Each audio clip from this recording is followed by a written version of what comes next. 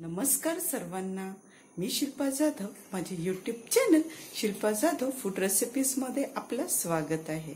आज मी माझ्या पद्धतीने तुम्हाला भरली भेंडी कशी करायची ती दाखवणार आहे. तर चला मग बघूया. मी भेंड्या घेतल्या आहे बघा. त्याला स्वच्छ धुवून त्याला छान कोरडं करून घ्यायचे. भरल्या भेंड्या करायला भेंड्या थोड्या छोट्या आकाराच्या घ्यायच्या, म्हणजे त्या करायला सोप्या होतात. आता आपण याला चिरून घेऊया. हे बघा, याला असे उभे काप करायचे.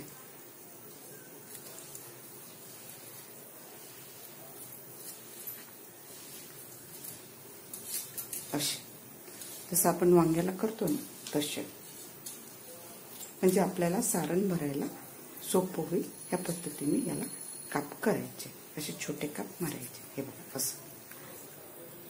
ठीक आहे. थोडा वेगळ्या पद्धतीने करायचं तर आपण ह्या पद्धतीने करू शकतो. रोजच्या भेंडीच्या भाजीपेक्षा आपण ही पद्धत वापरायची. हे बघा, हे असे आता सगळे काप करून घेते मी. इथे आपल्या भेंड्या चिरून झाल्या बघा. काही मी या पद्धतीने कट केल्या, काही मी अशा उभ्या कट केल्या. तुम्हाला जे सोपं वाटेल तसं तुम्ही करू शकता.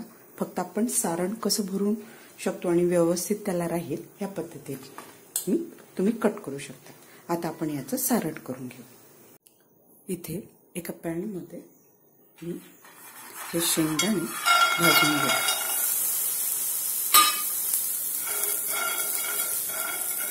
तुम्हाला किती सारण आणि किती लोकांसाठी करायचं त्याकडून तुम्ही हे शेंगदाणे घेऊ शकता. आता शेंगदाणे आपण कमी फ्लेमवरती व्यवस्थित भाजून घेऊया. इथे बघा, आपले दाणे व्यवस्थित झाले आहेत. आता याच्यामध्ये आपण ह्या किसलेलं खोबरं टाकून घेऊया. 4-5 लसणाच्या पाकळ्या,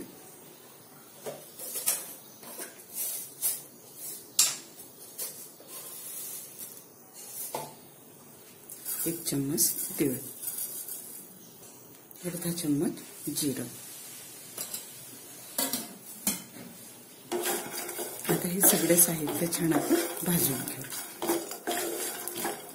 तीळ आणि खोबरं भाजायला वेळ लागत नाही, म्हणून शेंगदाणे व्यवस्थित भाजले गेले त्याच्यानंतरच मग तुम्ही खोबरं आणि तीळ टाकायचं. आता याला छान आपण थोडं ब्राऊन होईपर्यंत परतून घ्यायचं.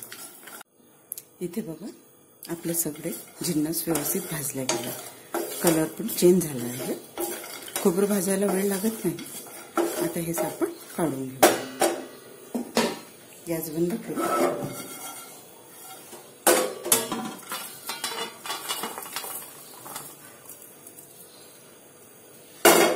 आता हे सारण आपण थंड करून घेऊ.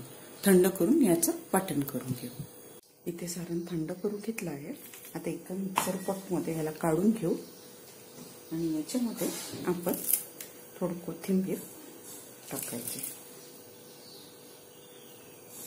कोथिंबीर टाकून याचं एक वाटण रेडी करून घेऊ.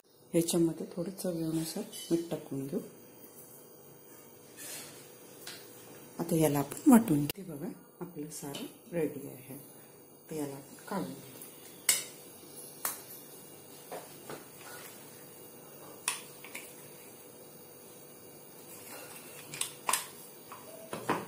हे बघा,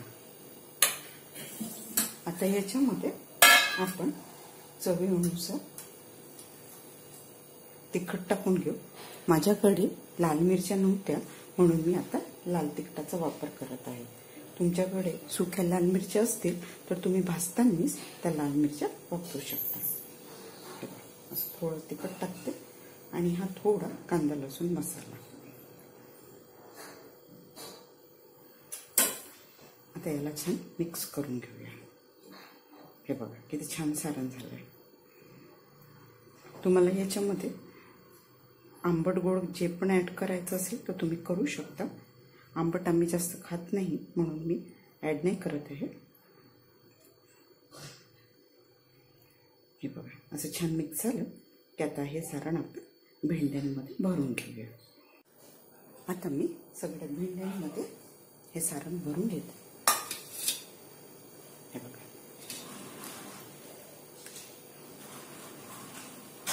चांगलं आतपर्यंत असं छान याला होईल असं भरून घ्यायचं। काप करताना मोठा कट करा, म्हणजे तो चांगला हे होईल, यामध्ये सारण व्यवस्थित बसेल अशा पद्धतीने करा। हे बघा, जेवढं जातंय तेवढं व्यवस्थित फिल करायचं याला।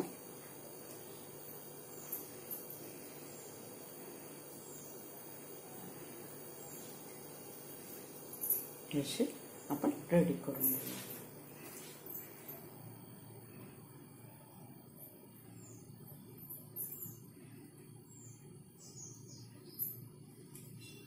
एकदम मस्त ही भेंडी लागते। वरण भातासोबत तोंडी खायला ही आपण करू शकतो चांगलं। अशा प्रकारे आपल्याला भरून घ्यायचं। आता मी हे सगळ्या भेंड्या भरून घेते। आपल्या भेंड्या रेडी आहेत, अशा व्यवस्थित भरून घ्यायच्या। आता आपण यांना फ्राय करून घेऊ। इथे एका पॅन मध्ये मी तेल तापवून घेतलं आहे। तेल व्यवस्थित झालं की आता आपण याच्यामध्ये आपल्या भेंड्या टाकून घेऊया।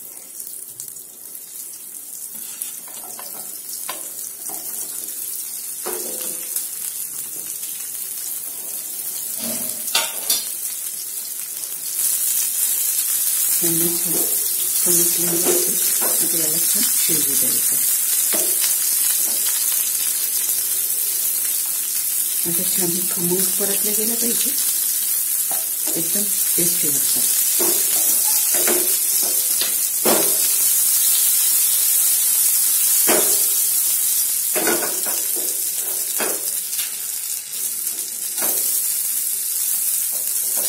याला छान आपण होऊ देऊया। इथे बघा, भेंड्या व्यवस्थित छान शिजल्या आहेत। थोड्याशा व्यवस्थित परतल्यानंतर आपण याच्यामध्ये आपला हा उरलेला थोडा मसाला टाकून देऊया। जास्त नाही, थोडासा, आणि याला छान परतून घेऊ। हा मसाला ऑलरेडी शिजलाच आहे, म्हणून थोडा आधी भेंड्या परतून झाल्या की त्याच्यानंतर मग आपल्याला टाकून द्यायचा आहे। आता याला छान एक वाफ काढू, म्हणजे आपल्या भेंड्या छान कुरकुरीत होतील। मसाल्यामध्ये हे सगळ्या भेंड्या छान एकजीव होतील। याला एक वाफ काढून घेऊ। इथे आपण चेक करून बघूया। हे बघा, आपली भेंडी मसाल्यामध्ये मस्त छान झाली आहे। आता याच्यावरती आपण छान कोथिंबीर टाकून घेऊया।